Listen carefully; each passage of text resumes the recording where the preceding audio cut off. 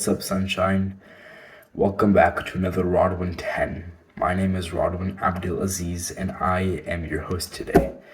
Today is November 11, 1644, and we are coming to you live with the biggest stories all around Europe. Our mission here at Rodwin 10 is to provide an unfiltered, fast-paced look at the recent news and stories all around Europe, aiming to provide our viewers with an accurate and unbiased look at what is happening. Alright, let's get into today's news. As you likely know by now, the power struggle between King Charles and Parliament has escalated to a full civil war between the Roundheads and the Cavaliers, with a winner likely to reshape England for decades to come. During the summer, the fall of York was an important parliamentary victory that destroyed Royalist control in northern England after a long siege that lasted from April until July. The Royalists finally surrendered their city on July 16, 1644. The siege involved fire that damaged the city walls and a mine explosion that destroyed St. Mary's Tower. One of the most crucial battles leading up to the surrender was the Battle of Marston Moor. This battle broke out between the villages of Long Marston and Tockwith. The Royalists had a major 15,000 troops, while the parliamentarians had a numerical superiority with around 25,000 troops.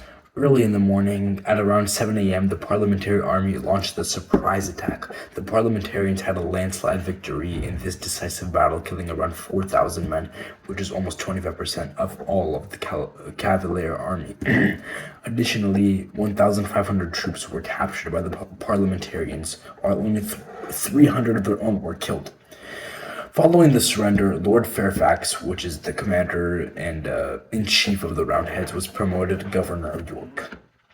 Now let's move to some news on the mainland, where a pope has been elected after some controversy and compromise.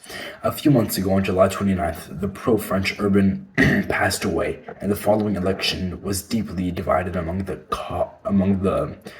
College of Cardinals. Spanish cardinals were determined to block anyone who seemed to favor France, while cardinals like Mazarin sought another pro-French pope to be elected. The main candidates were the pro-French Cardinal Julio Cesar Secreti and the pro-Spanish Cardinal Firenzuola. In the end, vetoes and stalemates reigned supreme, with neither candidate able to garner enough votes to be elected. Finally, after about 90 days since the death of Urban, a new pope was established on September the 15th. Giovanna Basta Pamphil, an experienced 70-year-old cardinal, emerged as a compromise candidate between the two factors. However, the election only occurred after the failure of Mazarin. The aforementioned cardinal, who represented the French, failed to deliver his message of veto in time to stop the election.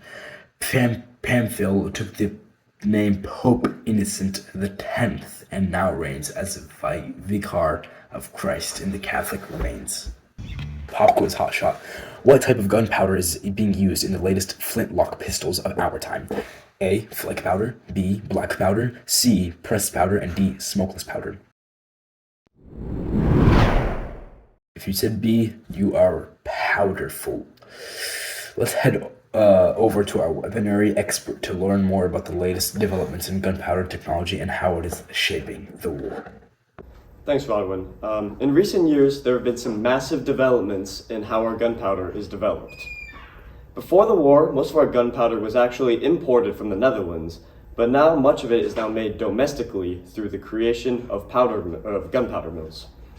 Diving into the specifics, in recent times, the adoption of cartridges has skyrocketed, especially now that the war has been raging for a few years. These paper cartridges help with making the loading of the gun much more efficient, since everything needed to load it, the priming flask, the lead balls, powder flask, and the like, is compartmentalized into the cartridge instead of the soldier having to carry it all around. This has been a widespread development, though it has been particularly useful for the English locks, a type of flintlock which has been commonly used by both sides throughout the war. Like most other guns, the black powder in these takes the form of corned powder, which is likely the most important gunpowder development in our lifetime. The move away from serpentine powder to the corned version over the past decades has massively improved the chemical quality, burn speed, and loading consistency of the black powder. Also, the war has allowed further improvements in the quality of the corn powder out of necessity. Some of these include standardization of size for simpler accessibility, advancements in milling to make the powder denser and stay in the correct form for a longer period of time, along with developments in the purity of the powder. These improvements have helped the Roundheads much more so than the Cavaliers, since the former control more manufacturing areas and are more capable of training their soldiers to effectively use muskets and flintlocks. Back to you, Rodwin. Finally, let's return to England in the city of Cropredy, Oxfordshire, where royalists fighting under King Charles faced parliamentarian troops led by William Waller, who were attempting to capture the king. This battle happened on June 29th, 1644, with the siege of York still ongoing. It occurred near the River Cherwell, where the Cavaliers strategically used the bridge to give them a tactical advantage. With the combination of the parliamentarians' lack of unity and the successful use of the bridge, they drove them back and secured victory for the king. 700 parliamentarians died during the battle, though the number of Cavaliers died is uncertain. This victory boosted morale, allowing the royalists to capture supplies and gain strategic freedom. However, even with this victory, our king has not gained any significant momentum to win the war.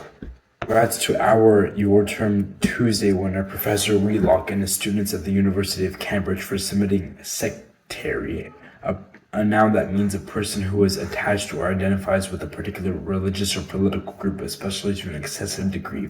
Okay, let's get to our shoutouts. We have a shoutout for Oliver Cromwell, who has been a crucial leader for the parliamentarians in the war after being elected for the parliament in 1640.